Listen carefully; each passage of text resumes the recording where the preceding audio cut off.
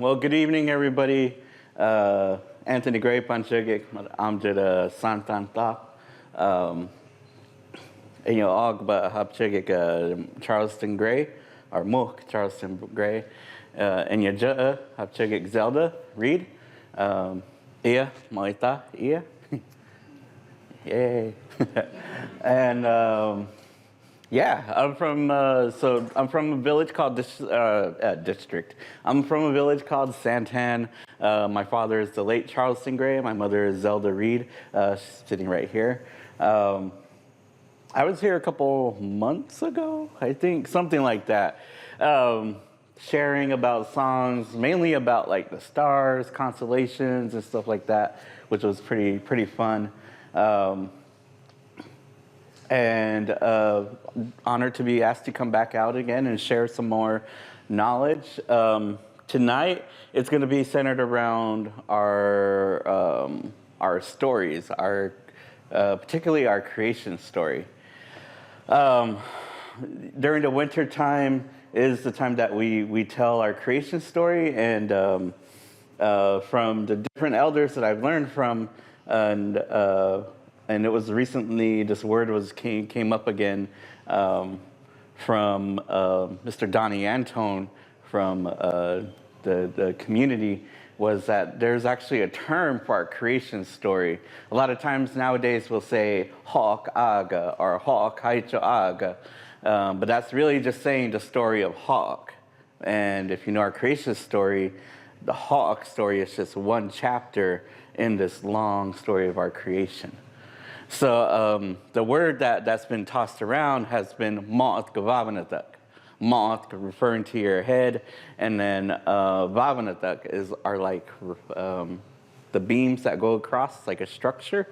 So I don't know what it means like to be able to really interpret it into English, but I know that's what the words are referring to.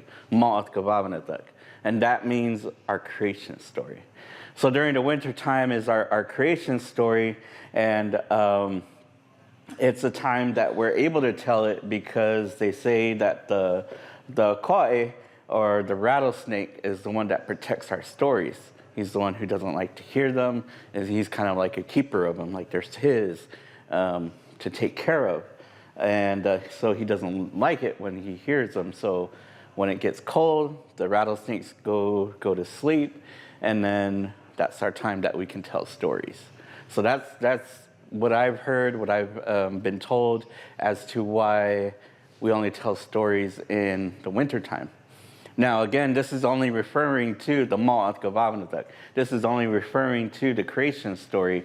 So when we hear other stories, like the story about the Ban and the Kahakam, or the Ban and the Opio, which is the coyote and the skunk, the coyote and the bluebird.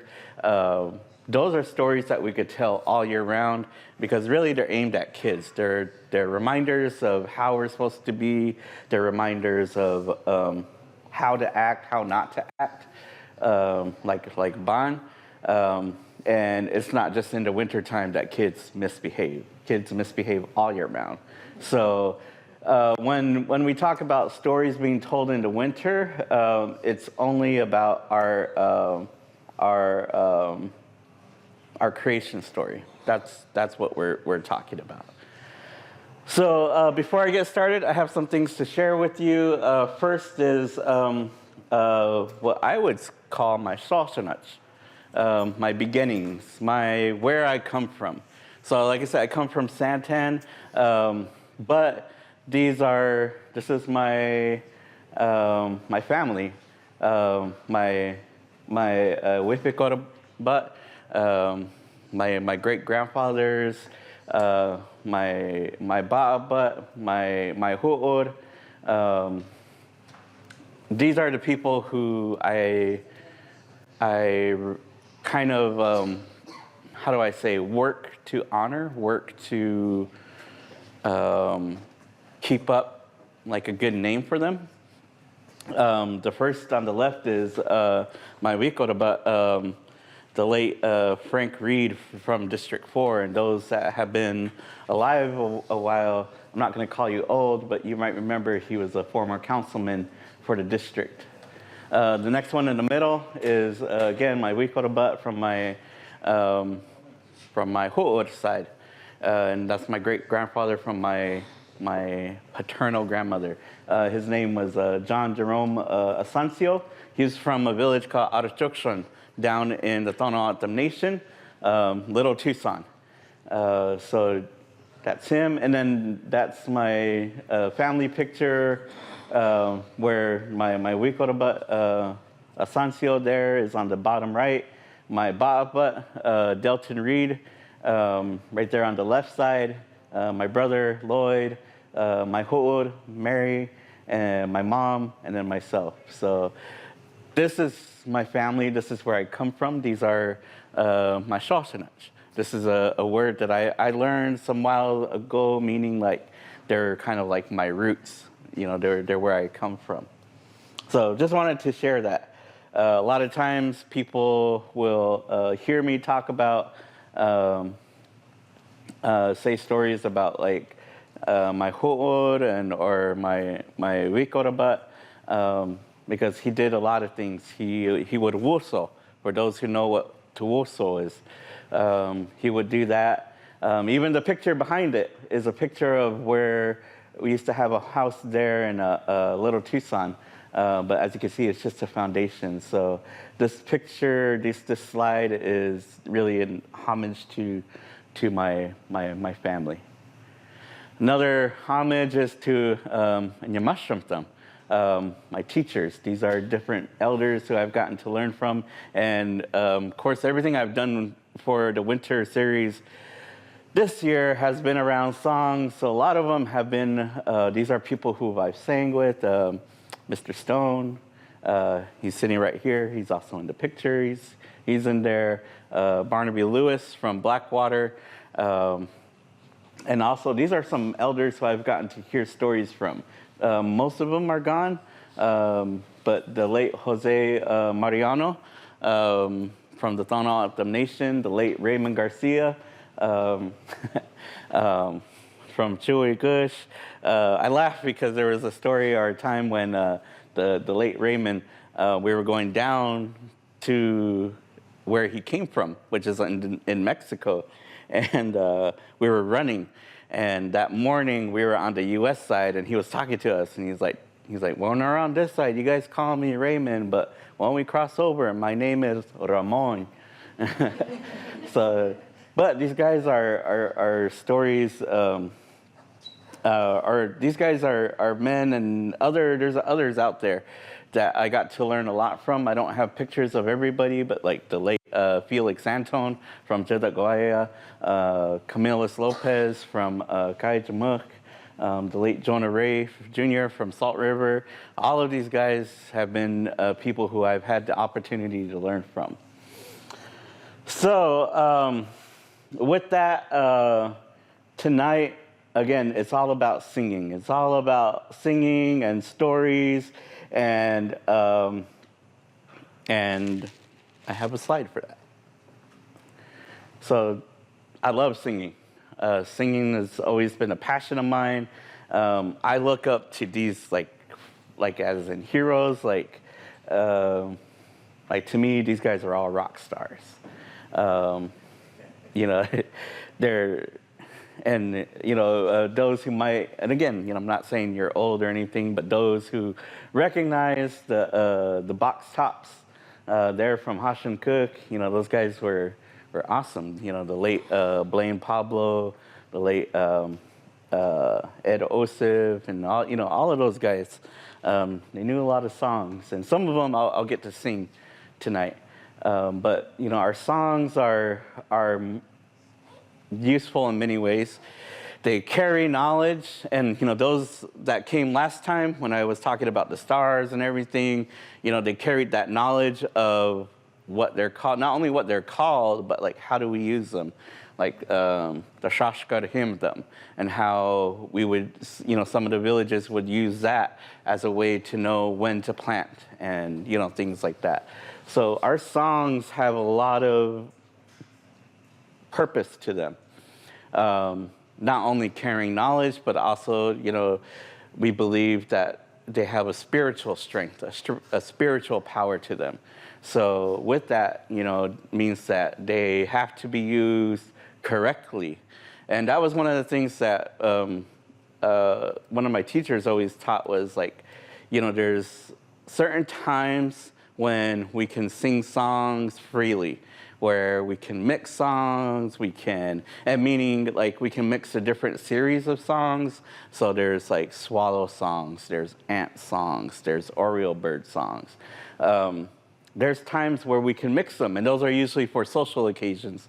But then there's also times where, like, if we sing for a wake, for someone who's passed, we should follow a certain order. And that feels like, we've noticed that, unfortunately, some of the singers, especially we've noticed the younger ones, aren't doing that as much. And there's a purpose to it. And there's even a story that goes to that. But I'm not going to talk about that one tonight. But our songs have a lot of purpose to them. They're meant to help people. They're meant to educate us. They're meant to remind us of things. And tonight, the songs that I'm going to feature are going to talk mainly about connected with the stories. So before I get started, again, there's all of this stuff I have to explain first before we get to the meat of the presentation. But like I said, there's different types of songs. There's songs that we only sing in the wintertime. And those songs are the songs that are associated with the Mo'at Gavamanadak. Those are the songs that are associated, are actually in the story. I'll share a couple of those tonight just so that way you could hear it. But then there's also songs that can reference the stories. They're kind of like, oh, remember when this happened? And then it sings about it. Or maybe it's a perspective that we don't think about. And we'll get to one of those in a little bit when it comes to the flood. But there's all of these songs that are referencing the story, but they're not actually in the story. So in that case, like, we could sing them all year round. Now, Mr. Barnaby Lewis says that in the 90s, there were all of these singers that were getting together, and at the time, they didn't know the songs within the creation story. So they kind of collectively decided that the songs that we would sing that reference them would be kind of held as winter songs. Since that time, the community has done a lot of work to repatriate a lot of recordings that are in archives. So because of that, there's quite a few out there of archival recordings of songs. Some of them are like creation song stories. The National Museum of American Indians out in DC has wax cylinders of a guy from Sacaton singing creation story songs from 1909 or something like that. And they've actually, I believe they have digitized them. I don't know if they actually have yet, but I know there was discussion of digitizing those songs on those wax cylinders. There was another researcher who came out to Santan in the 1930s and recorded all of these singers from the Santan area singing hundreds of songs. And it's kind of funny because there's some elders that are alive that kind of doesn't remember that happening, but remembers that the researcher gave a lot of these aluminum discs to the singers. And O'atham being O'atham, they would use them like a komar. So those, copies that they were given, were turned into something else. But fortunately, the researcher did archive them, and those were digitized. Um, so some of the songs that I'm going to share tonight, or a couple, are from those recordings that we have. And they're interesting because, again, they give us another perspective of the story of something that's happening in it. So these songs that most of them I'm going to sing are going to be social songs, songs that we dance to, but there's a couple in there that are just part of the creation. So with that huge disclaimer done, completed, it's time we get on to the presentation itself. So yeah, tonight's focus on the songs. And I'm not going to really so much tell the story. Some of you guys might be familiar with it. But, I'll try to recap or maybe what's going on. But, our creation story is long. They would say that it would take 4 nights to do it. And the way I look at it, the way I understand it now, is that basically every night would end with the destruction of the earth. So there was one destruction of the earth. There was another destruction of the earth. There was another one. And in that time, all these things happen. So it would take 4 nights to tell that story.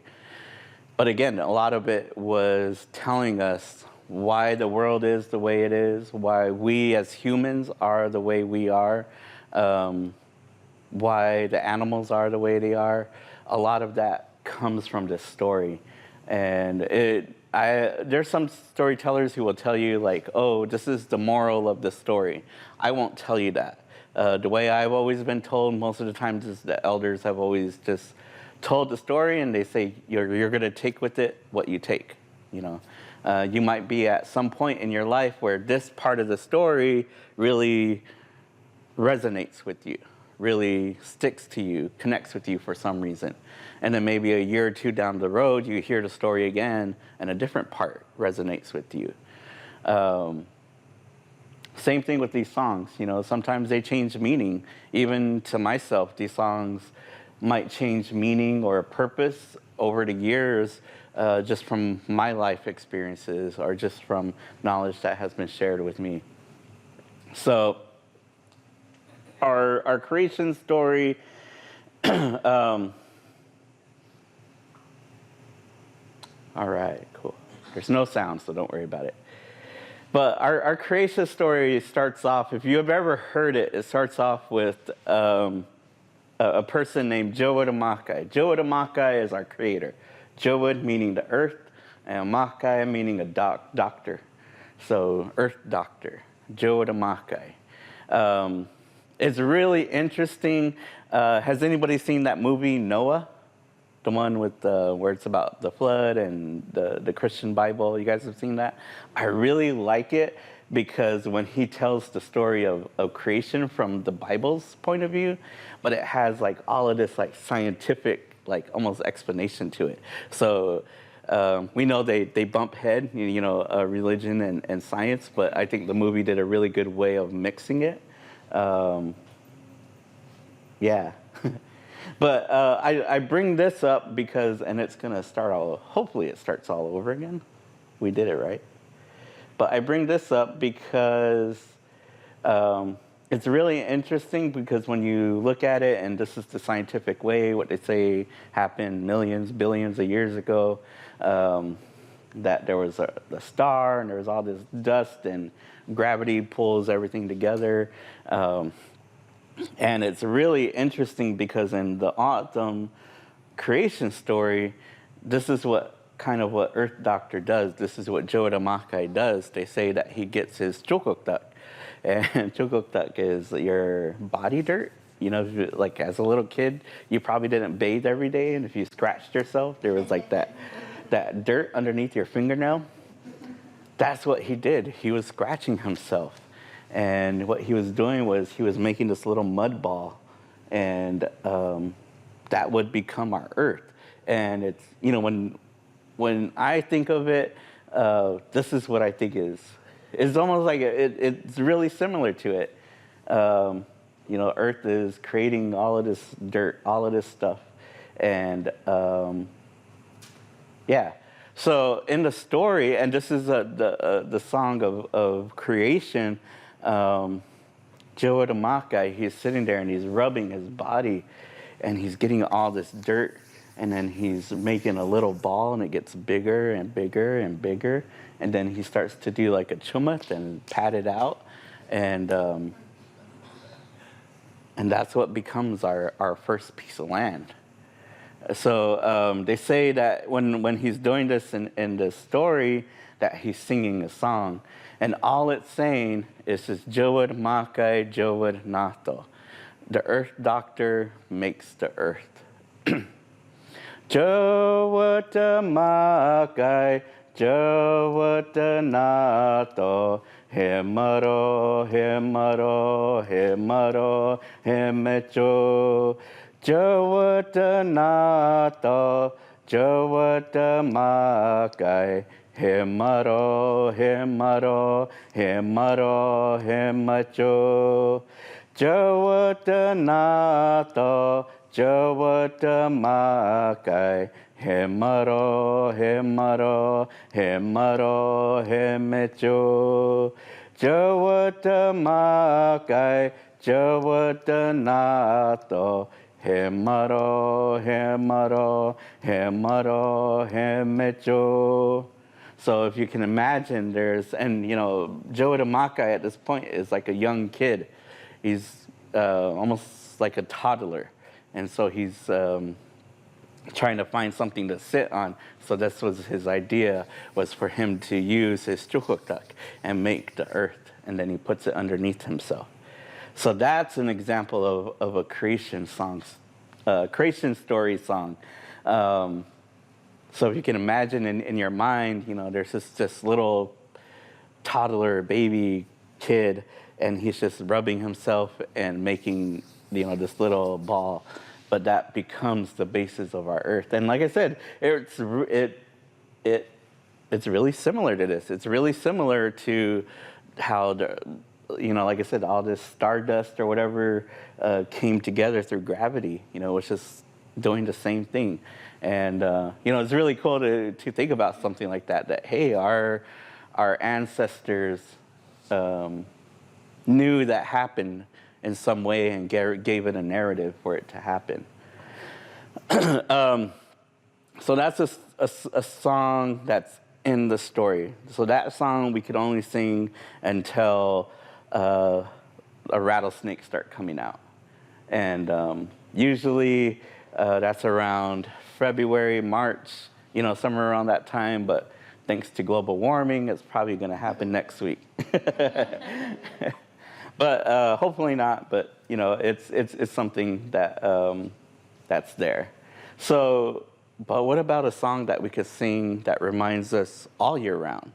And there is a song that that does that.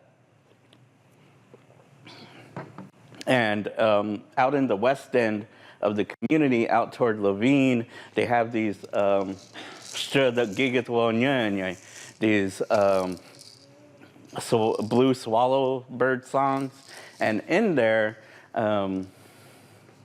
there's a song where they're talking about the creation of the earth, where they're talking about Jowad Makai and then Jowad Nato. And then they add on a little bit more to it. Chuvak Nato. Chuvak meaning the clouds are made. And then, we all know that clouds are made from moisture. And clouds are made from moisture. So with that, the song says that Kikyot, Kyohot, Amochuch, that there's all these rainbows that are standing there with the clouds being made. And this is a song that we could use all year round. And again, it's not in the story, but it's mimicking it. It's reminding us that, hey, Jowad Makai made the earth, but also these other things were made. The clouds were made, and then because of the clouds and their moisture, the rainbows are standing there. So Yeah, so this is the song of the Blue Swallowbird song, and the earth being made, Jawatamakai making the earth, and then all these rainbows standing there because he made the clouds.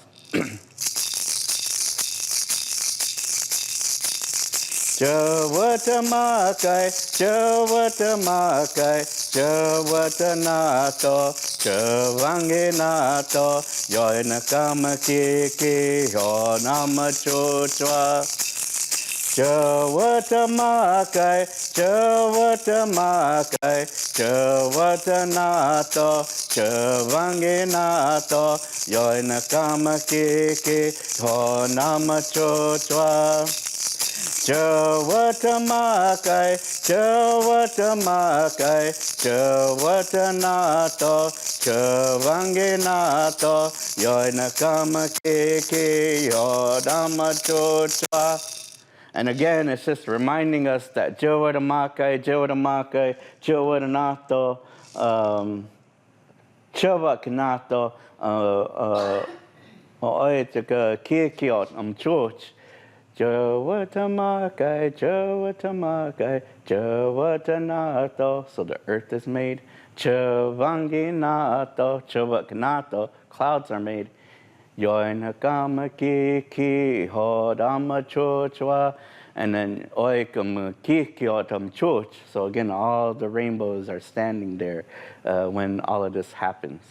So that's a song that we can sing all year round, but it just references the story. It's not in the story. And that's a big difference between the songs that are sung from these other song series.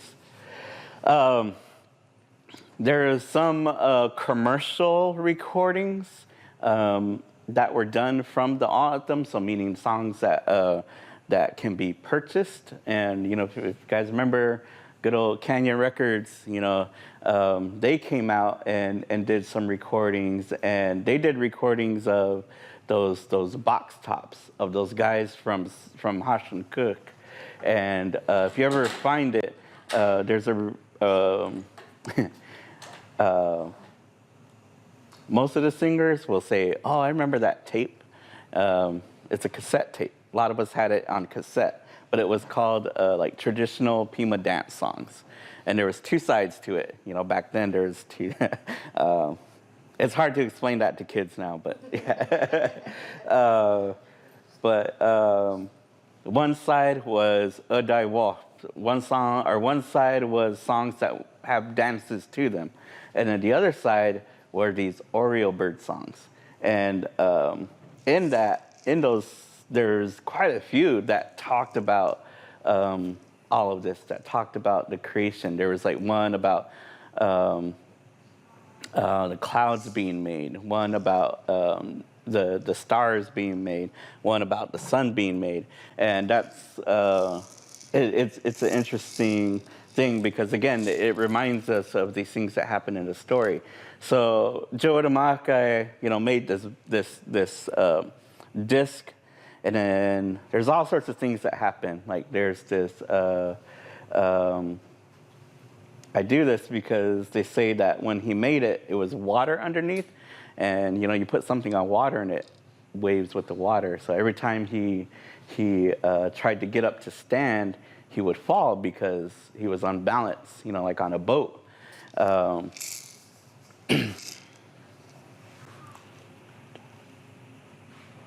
So what they say what he did was he created this animal, and this animal had to be able to stand like that. So it had all these legs on it, but he also gave the animal a way to make like a rope. So if you think about it, it's the spider. He made the spider, and the spider goes around the earth and ties the earth to the edge of everything, and he makes the earth stable. So the box tops, and I point over here because if you guys can't see it, there's a picture of the box tops, the same picture. These guys had a song for that. It's not on those recordings. It's not on that Canyon Records tape, but it's something that we still sing Um, so this one is talking about the Skalmak Thokadot, the gray spider. Um, and he's going along the earth, Jawad Hugitan. And I'm not quite sure exactly like what he's saying at the end, but it sounds like he's saying Siamko, and Siamko is your right side. So he must have like been watching him or something, but he's going around the earth and he's using his web to tie the earth to the edge of the world, so that way it'll become stable. So a lot of these songs sound alike. So if I freeze for a second, it's because I'm trying not to go into another song.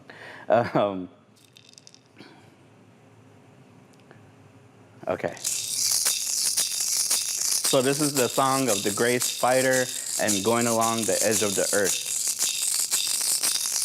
Javadaya muevonanto Shava pisto store mokache Kochaka koma soka no da voyangeta Hanyamana kai Kanova javana hongetana kingingata Kanova syoma nova chukima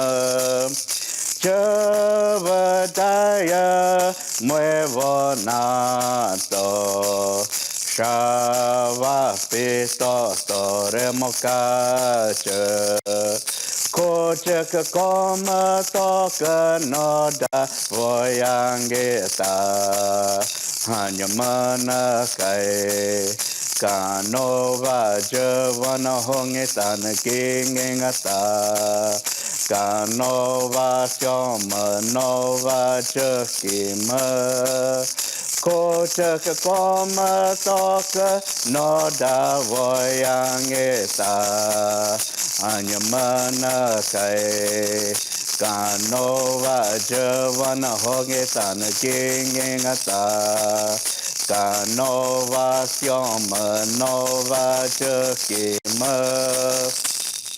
All right, I made it. But so that's the song of the gray spider, and again, that's one that we could sing throughout the whole year. And and again, it reminds us that the earth was shaking at one point, and the gray spider tied us to the edges of the world. One thing it does, or the way I think about it, the way I like to associate it to everyday life is like all of our creations, all of Jodamakai's creations have a purpose. And so whenever, I know we might not like spiders, but we shouldn't kill it. That shouldn't be our first option. We should try to capture it, get rid of it another way, but sometimes they're stubborn. But yeah, I mean, that's, it's something that we might not like. Like, yeah, I kind of freak out around spiders, but, they have a purpose. He made them just for that purpose. And, they kept going. So he makes that, and then, all of this happens in the dark, because at this point, he hadn't created a light source. And so what they say happens is that he gets this bowl. He makes this bowl, this clay bowl, and then he, using his powers as the creator, he puts a fire in it. And then he puts it up to the north, it doesn't stick. He puts it up to the west, it doesn't stick. It puts it up to the south, it doesn't stick. He puts it up to the east, and all of a sudden, this bowl of fire just begins to climb up on its own. And then it begins its rotation as the sun. I always thought this was interesting, because they recognize that the sun is this big old ball of fire. Now we say it's a big ball of gas, but our ancestors, again, they found a way, a narrative to say that this is a ball of fire that's in the sky that's going. So again, there's a song that we have about it, and it just says that. That's all it says is Bashamanato, Gahosiare Gabasho Takto, Tam Amjada Chush, Amjada Tami Chush, Amjada Tami Himch, Gatash, and then Ihudut. Or so he's saying that the sun is made, and then he lets it go toward the east. Towards the east, he lets it go, and then it begins to climb up Chush, and then Thami Himch. So on, then it goes on top of him, and then what does the sun do when it gets on this side? It goes down toward the west. It begins to descend. And that's what the word depending on who you hear it from, like the evening time, that's what it's saying. Hodonyem. Hut is to go down. Hodonyem means that the sun is going down. And same things for some people use Hodonik for the west. And again, referring to that's where the sun goes down. The sun should always go down in the west. So those guys there, those Oriole bird singers, they had a song that reminded us about this, that told us about this, that the Jowatamakai made the sun and he let it go toward the east, and then it went and began doing its whole thing.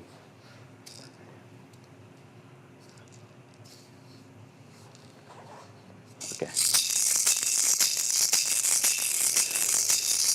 Ta Shaivaya Muevo Nato Kahova Siarem Basho Pastangeto Apueva Chashachak Javanava Sikotonoreta Ianyata Maivo Hemakai Kanova Hononye Kovanyo Pinyem Ta Shaivaya Muevo Nato Kahova Siarem Basho Pastangeto Apueva Chashachak Javanava Sikotonoreta Ianyata Maivo Hemakai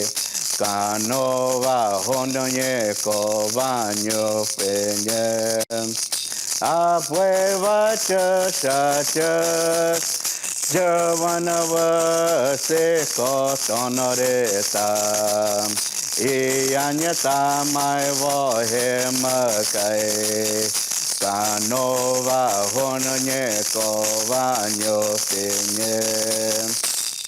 So again, Tashamanato, Kahosiare Kabasho, Takto. Takto is to let something go, to release it. Abueva Chusha, Abchush. So it began to climb. And then Jawad the Wusko Tonot. So all over the earth it began to shine. So on top it goes. And it's going down toward the west. So they remind us of things that we see every day. There's stories of there's that whole creation story. And there's more songs that we could sing all year round, but I also know that we have a limited time. So we're going to move on to the next one. The next one is the flood. And the flood happens after the first destruction of the earth. So there's this thing that happens where this guy has a job to make sure we're all doing what we should be doing. His job is to go around and do that, and then people begin to bribe him, and then he gets greedy, and then something happens, and all of this water begins to come out of the ground because of what he does. And what it is it's Jowatamakai and Suha. They decide that because people were bribing him and he got greedy himself, that people got corrupted and they needed to restart the earth again. Anyway, so yeah, there's all the stuff that happens. All of a sudden, out of this ground comes out this water, and it doesn't stop. It doesn't stop. It just keeps coming out, comes out more and more, comes out more and more. Because at first it's just wet, and then it begins to like kind of trickle out, and then it starts gushing out, and then I can imagine that it looks like Fountain Hills, big old spout coming out of the earth. But when that happens, the area begins to flood. It doesn't stop. So it's a little bit different. There's a lot of similarities between our story of the flood and like the biblical story of the flood. There's a lot of similarities, but that's something that's a little bit different, is that the water comes from underneath. The water comes from the earth to flood all of us. So they say that when this happens,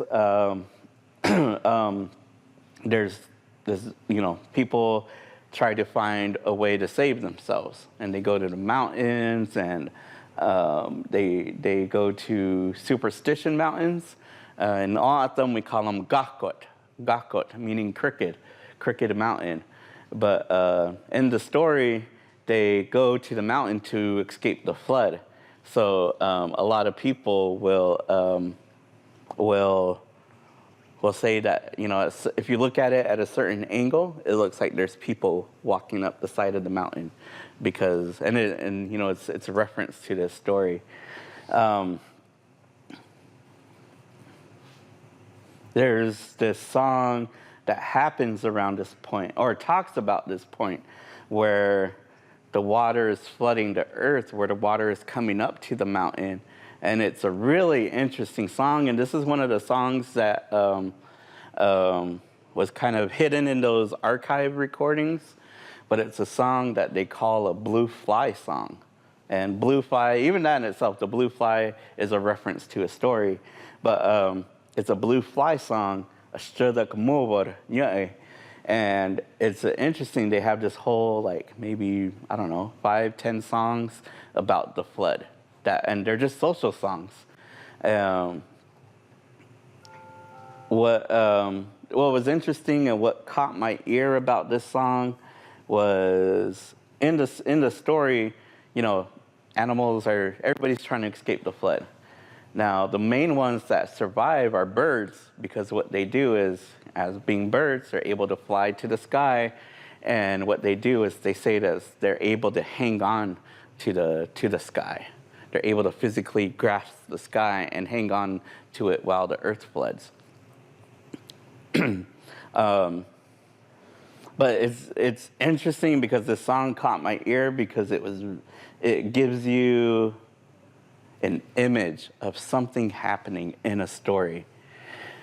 Because you're focused on the story, what the people are doing, on the characters, but this song focuses on the environment.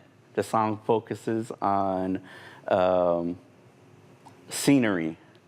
And what it is it's talking about these birds, and they're hanging on to the sky.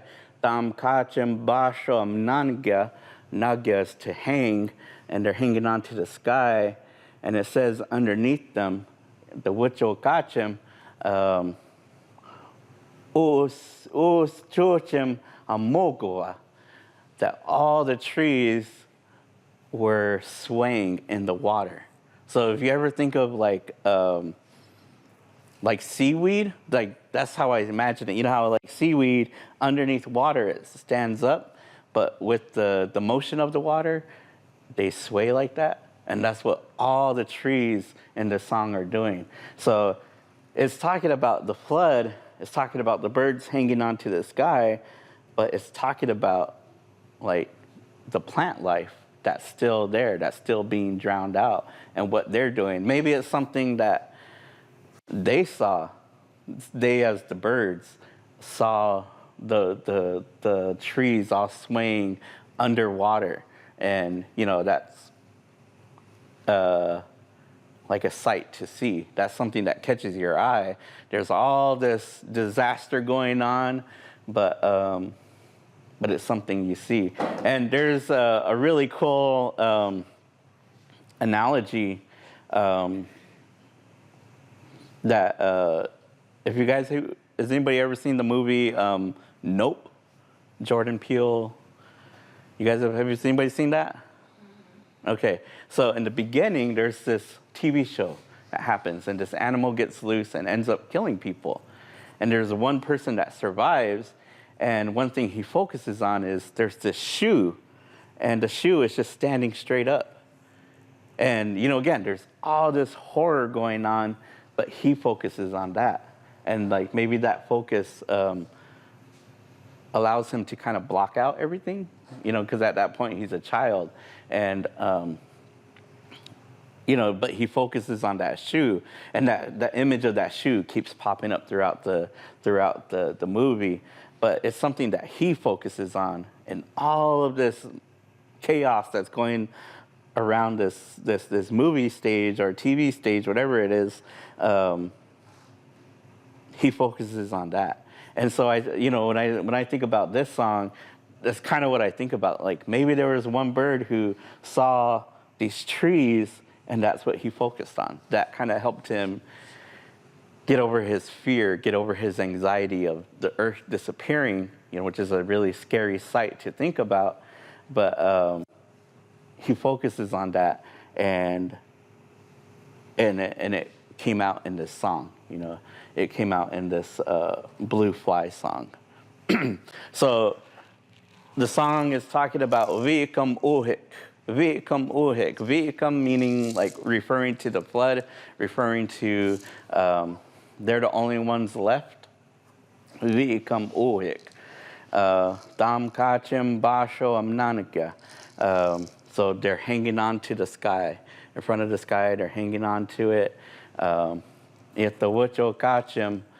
So underneath them, underneath the sky, Us Chuchim Mokova. All the trees are swaying. And again, you know, you have to imagine that, you know, at this point, the earth is almost all flooded. There's this mountain that, you know, superstitions that's still above the water, but everything else is covered. And maybe this bird saw this just this image, and, you know, it stuck with him.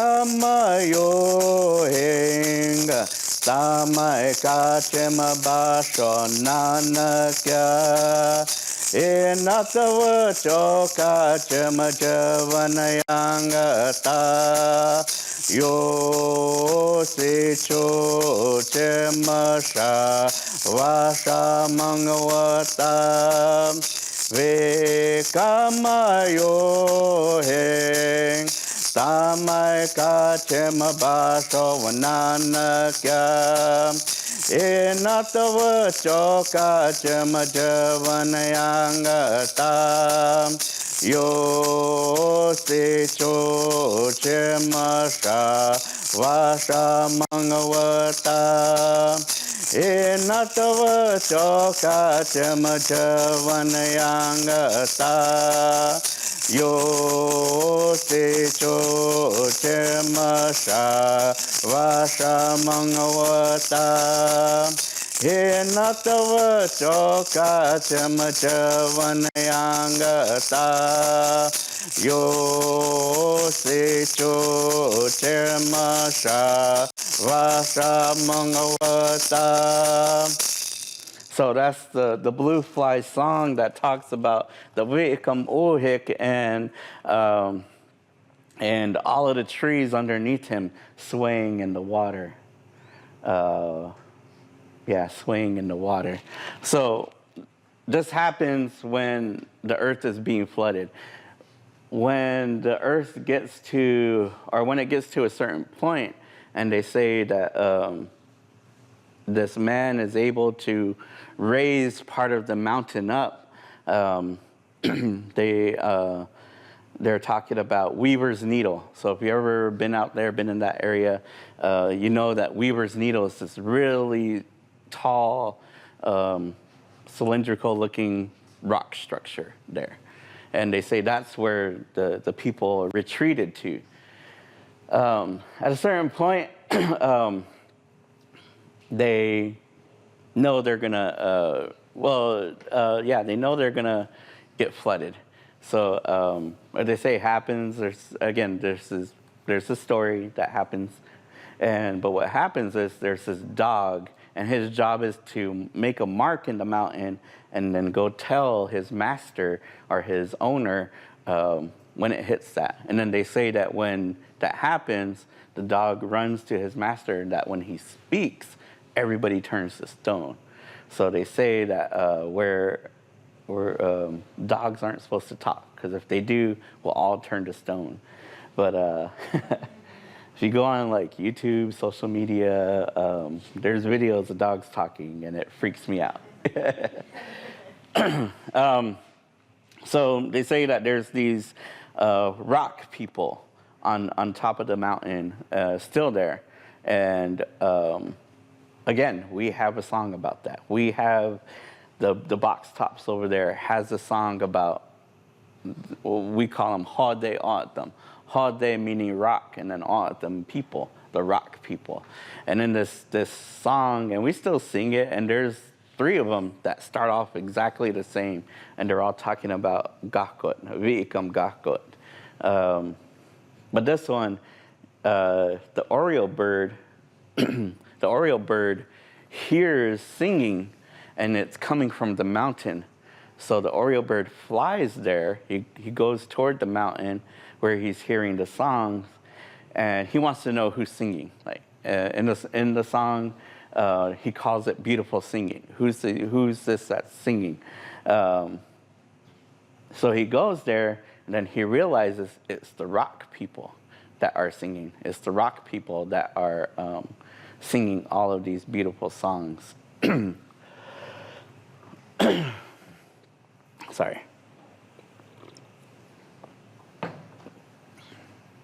So this is one that we still sing today, and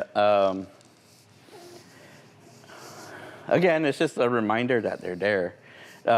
One thing is, or one thing that's told to me was like, people will hear the story and then try to climb Weaver's Needle to go find the rock people, and then they get up there and they're like, there's no one up here. But one elder explained it best, I think, is, when people turn to stone, what does a rock look like? It looks like a rock. And so he said, if you go up there and there's all these rocks up there, that's the people that got flooded out. So he says, people go up there thinking that they're going to see statues of people frozen in stone, but really it's just these rocks that are up there. So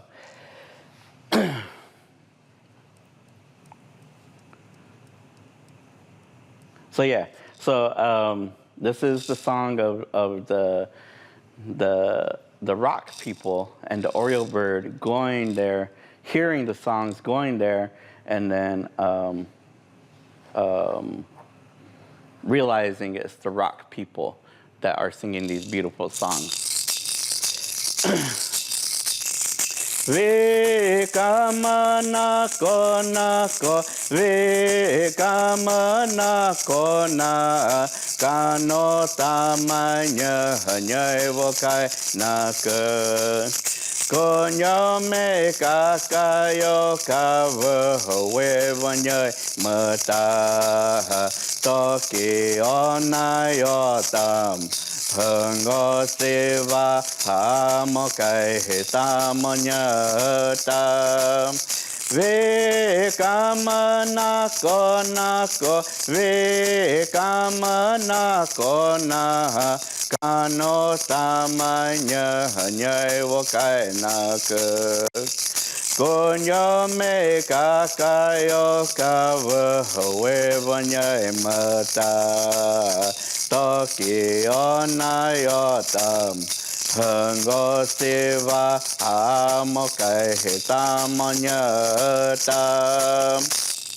So, vikam gakot, that's what it's saying. Vikama nako nako, vikama nako na, ganho tamanya ekayam. So, on top, I hear these songs.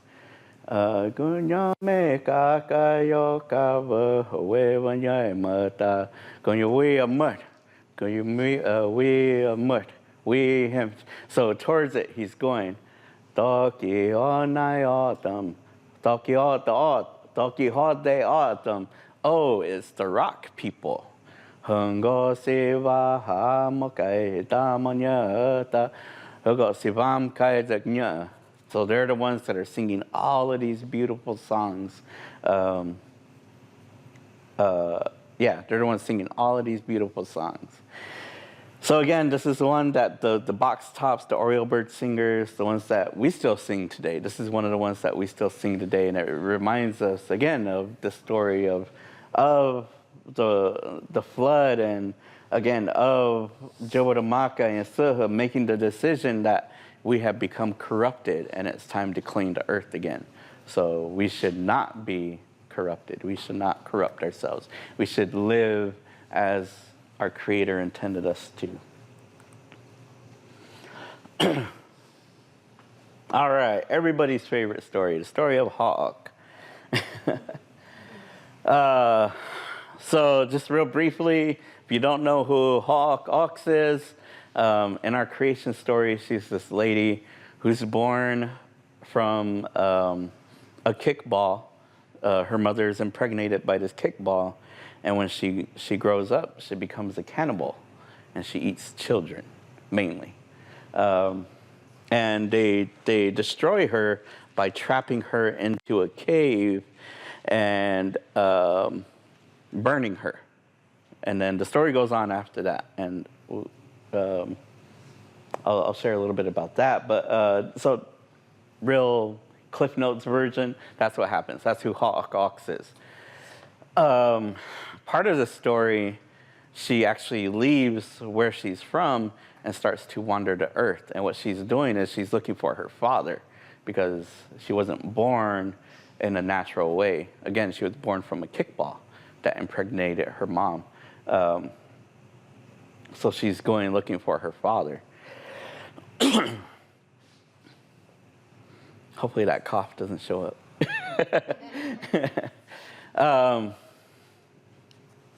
So there's this place in Gila River where she slept, where she laid down for some nights, and it's still there. They say it's still there. Some of you might know it as Sleeping Giant. We know it in O'odham as Ha'ak Avoikut. Ha'ak, naming her, and Avoikut, meaning a bed, where she laid down. And there's a song that, again, the Box Tops, the Oriole Bird Singers, had about this place. Bumped in your boy, where are you bringing me? Where are you taking me? Where? That's what the song says. Bumped in your boy. Ganho ha'akanato joet. Over to where the ha'ak was made. Where she was made. That's what it's asking. Are you taking me to where she was made at? And then it says, it's Hawk's bed that sparkles. That on the ground it sparkles.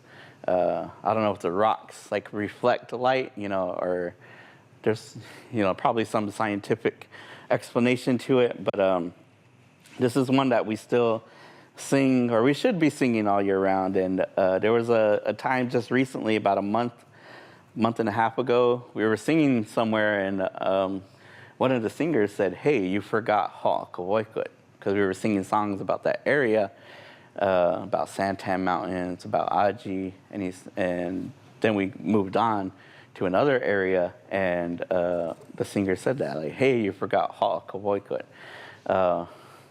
Reminding us that, we should still be singing it.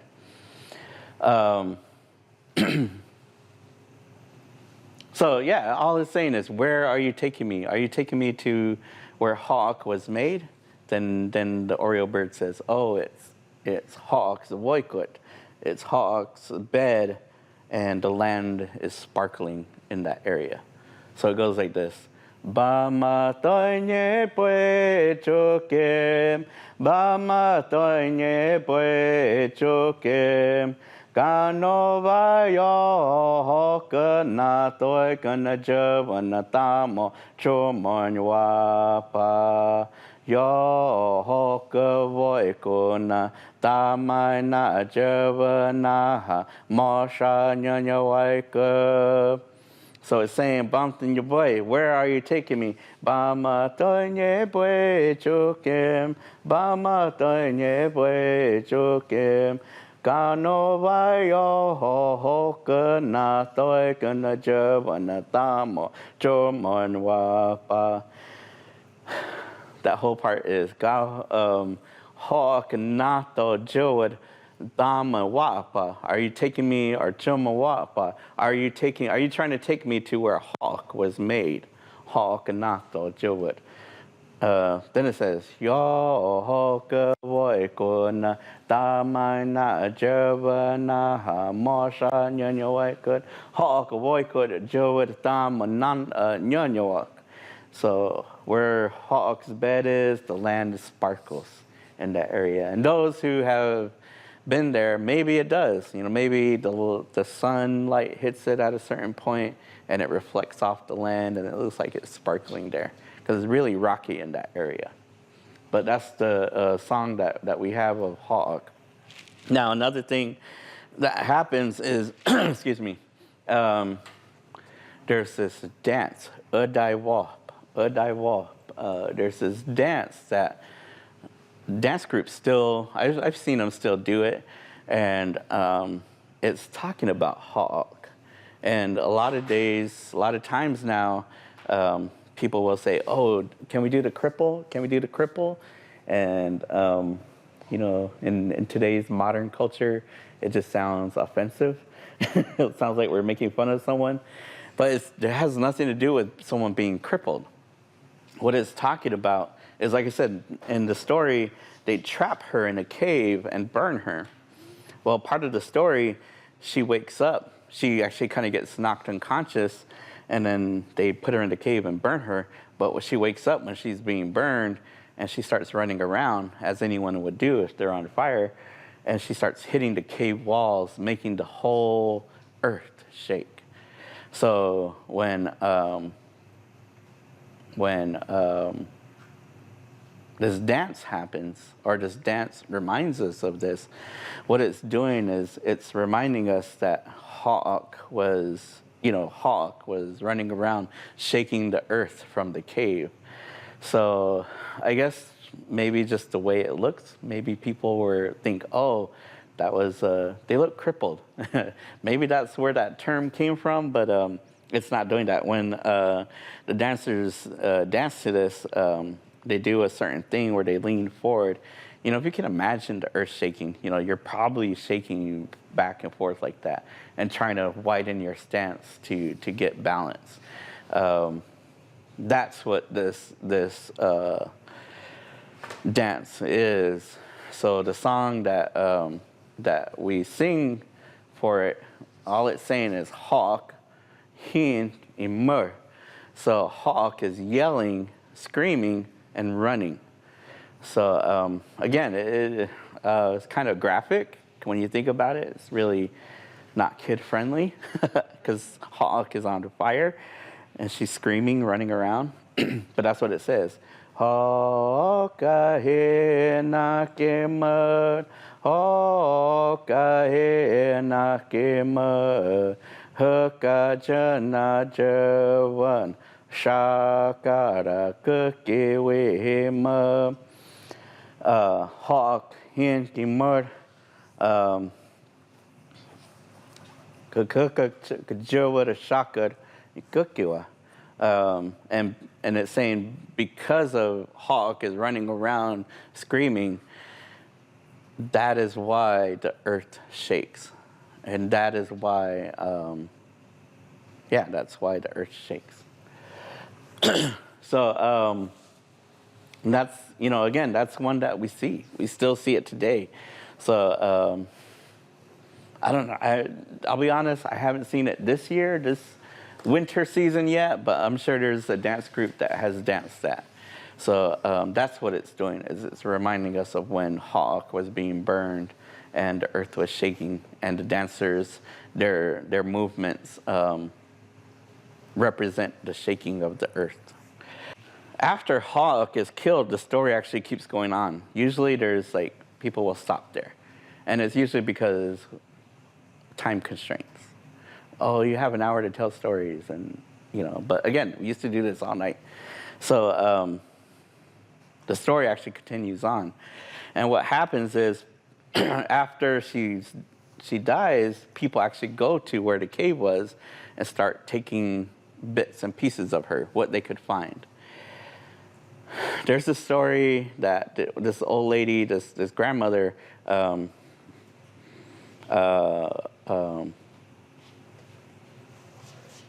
gets a piece, and she,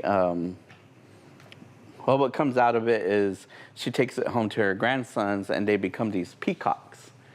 So traditionally, I guess, our ancestors saw peacocks. They were a part of our creation. So all this stuff happens. The grandmother actually gets killed, and the grandsons get rid of the peacocks, so that way they won't get killed. The grandmother tells them, like, go take these peacocks, get rid of them, because people want them. People want their feathers because they're so beautiful. And yeah, so when they take the peacocks, people do come and they kill the grandmother. This is going to be my last song to share with you, and it's a song that's in the story. It's a song that talks about this, and I think it's a really good example of emotions in a song. It's really a sad song. Like, sometimes when I tell the story, I get like a little choked up. Like, yeah. So if you ever hear me tell this story and I just talk about this part and you hear me stop, it's because I'm trying to hold back tears. Sad. Like it's really emotional. Because, again, they kill the grandmother. The boys do what they got to do. And they're coming home, and the grandmother pays them a visit through spirit. And what she does is she sings to them. She sings to them. And it's kind of like her last time singing to them on this earth. And all she's doing is she's singing a lullaby. She's singing a lullaby to them. But she's singing it, and she's saying, like, Kamat Avop, my grandsons, you're running. Hugamot in your Jordan. Hugamot in your mouth. You run like the bear, and you run like the mountain lion. And this is all she's singing to them. And it's really, like in the story, when this happens, it's just the two grandsons, and they're asleep. And it's the older grandson that actually hears the song. And when I went to the person who sang this song and asked him to teach me, he reminded me, he's like, remember, this is a grandson singing to her, or this is a grandmother singing to her grandsons one last time. He's like, it's just not a song to be sung. It's a song that has love, the most love anyone can have. But it also has a lot of heaviness, a lot of sadness to it, because it's the last time. I was like, got choked up there too when he told me that. But I think the song is perfect, because It gives our ancestors emotions. We look at a lot of times we talk about our ancestors, and they did do a lot. They did a lot of good stuff for the people, for one another. But at the same time, they were human. They felt a lot of things that we felt. They went through a lot of things that we go through even today. And I think the song is a perfect example of that. It's a perfect reminder that, hey, even back then, murder was going on. The murdering of people was going on, and it affects our families, and it affected this family. So, and this picture is, if you went to, or you came to my last one, you know that I used AI. So I used AI for this, because when they got rid of the birds, they kept some of the feathers and put them on the grandmother's grave at the end. And that goes off to another thing. So that's what the picture is. So I'm sorry, I didn't even explain it to you. But again, in this story, or in this part of the hawk story, the grandmother is singing to her grandsons one last time before she goes to her next world, to her journey to the spirit world. And she's singing to them. She's saying, "My grandsons, you run like the bear, you run like the mountain lion." So it goes like this. It goes, "Kakam kai wapo, kakam kai wapo, hama watinya johodam, hama watinya mawith, Kakam kai wapo, kakam kai wapo, hama watinya jodam, hama watinya mawith, Kakam kai wapo, kakam kai wapo, hama watinya jodam, hama watinya mawith, And again, all it's just saying is, grandsons, you run like the bear, and you run like the mountain lion. And our lullabies, our traditional lullabies, they have that humming. And again, if you remember our older elders, maybe like, yeah. And I'm talking more to like the adults right now. Anyone like maybe 40, 50 and older, but you might remember like hearing a grandmother sing, and she might be doing that humming, that because that's a part of our lullabies. There's other lullabies out there, and they do that. They mimic that humming that is really soothing to a baby. And but that's, I think, a really perfect song that gives our ancestors emotion, that links us today to our ancestors that are in these stories, and knowing that they went through things that we're experiencing today. And whether you take comfort in knowing that our people have gone through this, and they still came out. Our past generations emerged from that. That's the way that I look at it. That's the way that I see it. Is that these songs, yeah, it's sad, ultra sad, but the grandsons go on to do these other things that we still do today. And that was just a time in their life that was really hard for them. And that was her way of comforting them, of trying to comfort them while she was still here, even though it was a spirit form. And I tried to do that in AI, and it just came out weird. I tried to put like grandson, ghost grandmother singing to grandsons, and yeah, there's some weird. But again, that's a part of the hawk story that, unfortunately, a lot of times because of time constraints, we don't hear that part, but it is there. And And it's a sad thing, but again, it carries all this love, all this emotion in it. And, it, again, to me, I look at that as it links us to our ancestors. It reminds us that what we went through or what we might be going through in our time, they've already went through it and they came out as well. So I think that's it. Yeah, all right, cool.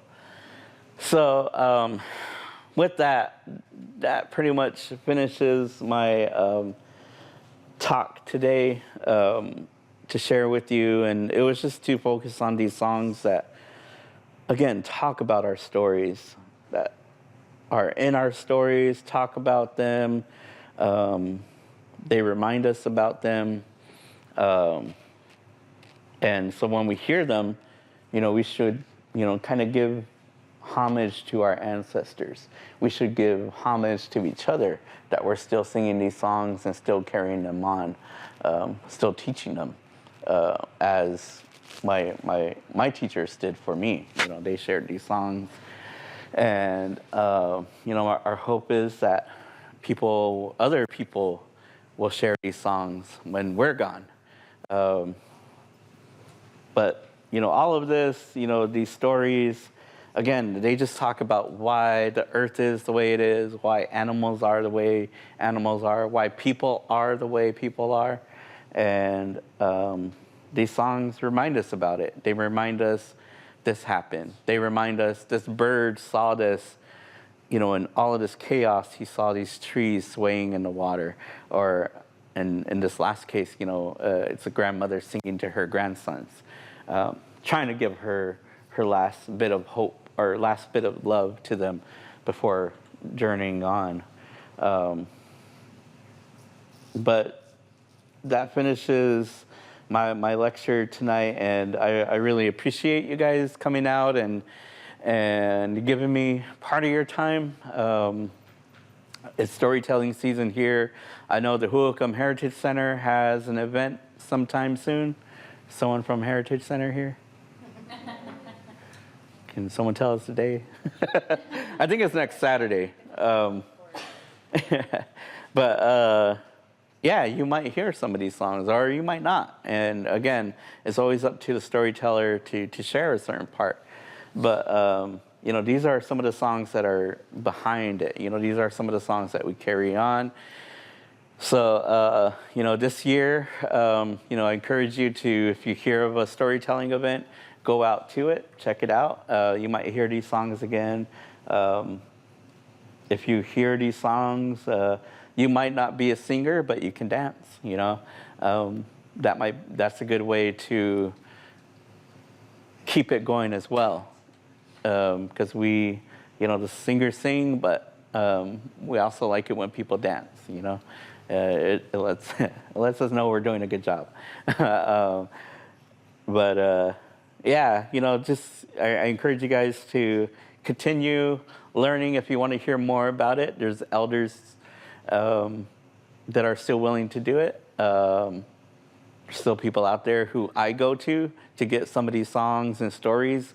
And, I encourage you, ask about, if you hear something, go ask someone about it. Because it makes them feel good, because it lets them know that someone's interested and someone's going to keep their knowledge going and going and going. So with that, again, thank you all for giving me your ear, and hopefully we'll be seeing you guys around soon.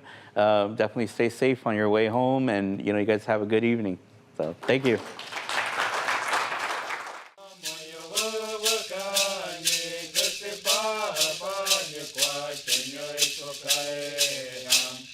Om